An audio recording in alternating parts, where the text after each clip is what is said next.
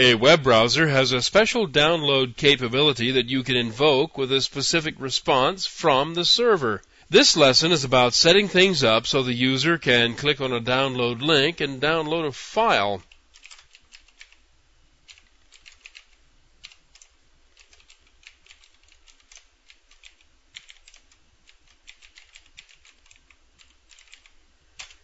The web browser has to be told whether the file is to be displayed or downloaded.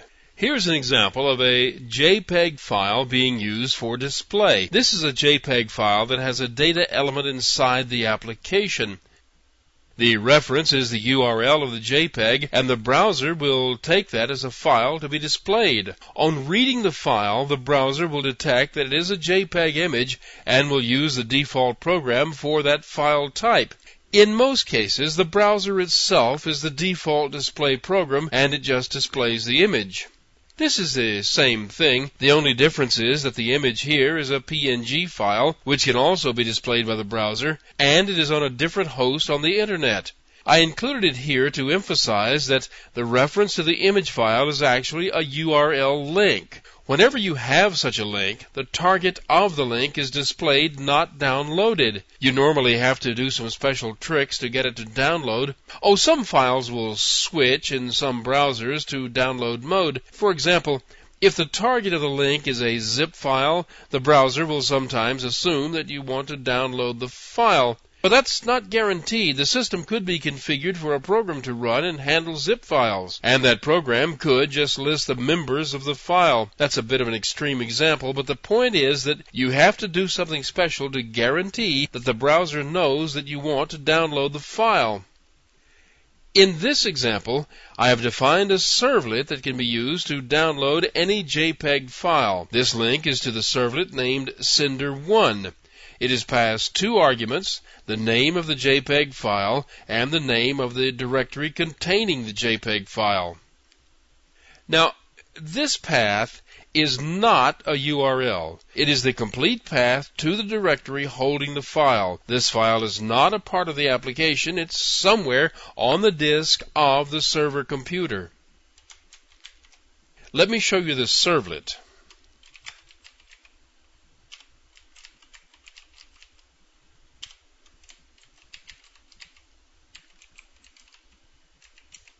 Now, this is the simplest download servlet I could devise. I will be adding some features in the next lesson, but these are the bare bones. The web page, or the response page, if you prefer, produced by this servlet will trigger the special download window in the browser. The first thing to do is to retrieve the parameters that specify the name and location of the JPEG file that is to be downloaded. The output stream, as usual, is already open and ready inside the response object. But this time we're also going to need an input too. The input stream is opened on the file to be transferred. Notice that this is a local file stream. The file is anywhere on the local computer. Any file on this server that you can open and read from inside a Java program can be downloaded just this way. Now, this is the file type information that goes into the header of the response. This is the MIME type. MIME is a standard used to specify different types of information. It was devised to be used to specify the encoding algorithm for different types of information to send them as email attachments. Remember, the Internet can only transmit ASCII characters, so the binary information in some types of files needs to be encoded before it can be transmitted, and the software on the receiving end has to know what type of thing it's supposed to decode. But that's another subject, and that all happens automatically inside here anyway. There are hundreds of MIME types. There are too many for me to list, but they are easy to find. Just Google on the words MIME types, and several sites with lists will pop up. Whenever you need one, you can find them there. This content disposition entry needs to be the same no matter what kind of file type you're downloading. This tells the browser that this is a download, not a regular page to be displayed. It also specifies the name of the file that's being downloaded.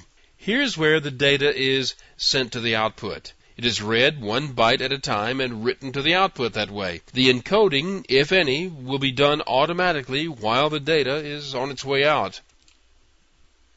And that's it.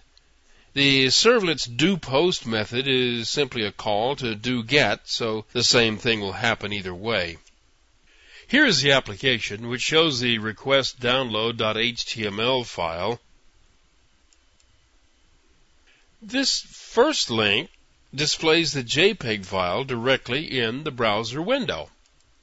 It's pretty fast because I'm loading it from a local host onto a local host. The second display is a PNG file that comes across a dial-up link.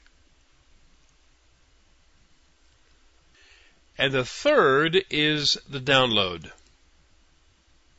Here you see the download window for this browser. All browsers are a little different. Here at the top is the name of the file, and this is the information from the MIME description. It's now necessary for the user to determine where to put it. Here it opens my general download directory because this is where I last downloaded something. As you can see, I usually put my downloads in their own directory. The default file name is the same as the originating file. I'll just accept that here. As you can see, it happened immediately. That's what happens when you work with a local host for both source and destination. But that's all you need to do to implement a simple download. I'll add some features in the next lesson.